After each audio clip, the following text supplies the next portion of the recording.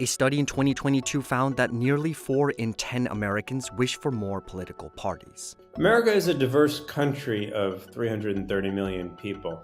The idea that Americans would neatly fit into just 2 political parties is absolutely bonkers. And we saw a huge uptick in support and interest in 2016 when Gary Johnson ran for president. Over the past, I'd say, couple of years, we've seen a lot of that support translate into grassroots support, where people are not just checking a box every 4 years, right? Like they're actually wanting to get engaged and get involved at the local level. When we get put into 2 teams competing for our resources, we engage in high levels of demonization. When there's more sides and more possible coalitions, we can govern ourselves much more successfully.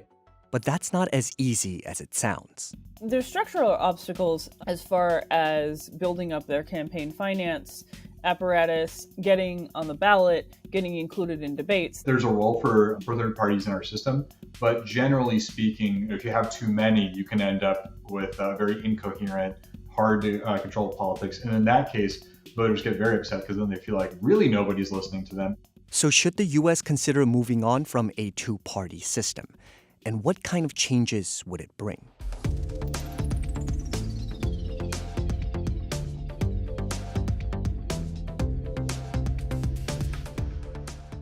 For the majority of elections, the United States relies on what's called a single-member district plurality system, where just one winner with a majority of voters wins the election.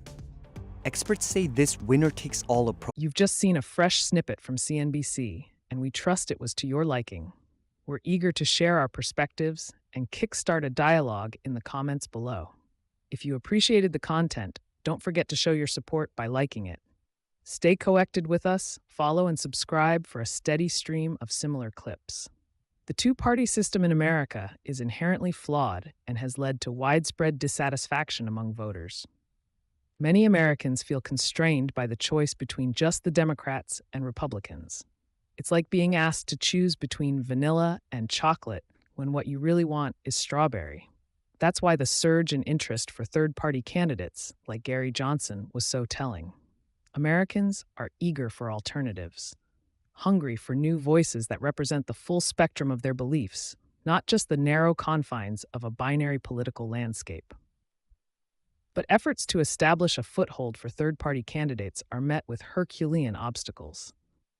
The current political establishment has raised barriers in campaign financing, ballot access, and debate inclusion, effectively stifling the democratic process.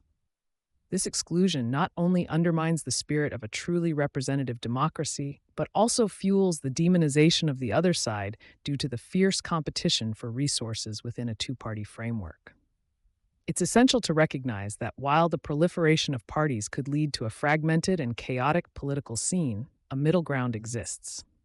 A system with a few strong, diverse parties could better reflect the multifaceted nature of American public opinion and allow for more nuanced governance through coalition building and compromise. However, any transition away from a 2-party system must be carefully managed. Our current electoral system, which favors a single wire based on a plurality, doesn't lend itself to a multi-party democracy. It would require significant electoral reform to ensure that additional parties don't simply fracture the vote, leading to leaders who represent a minority rather than a majority of voters. Americans are not heard enough in the current political climate, with many feeling that neither of the major parties truly listens to them. As a nation, do we dare to move beyond this 2-party stalemate? Can we embrace the potential for a political ecosystem that resonates with a broader range of voices? These are questions we must courageously confront if we genuinely seek a government that is by and for the people.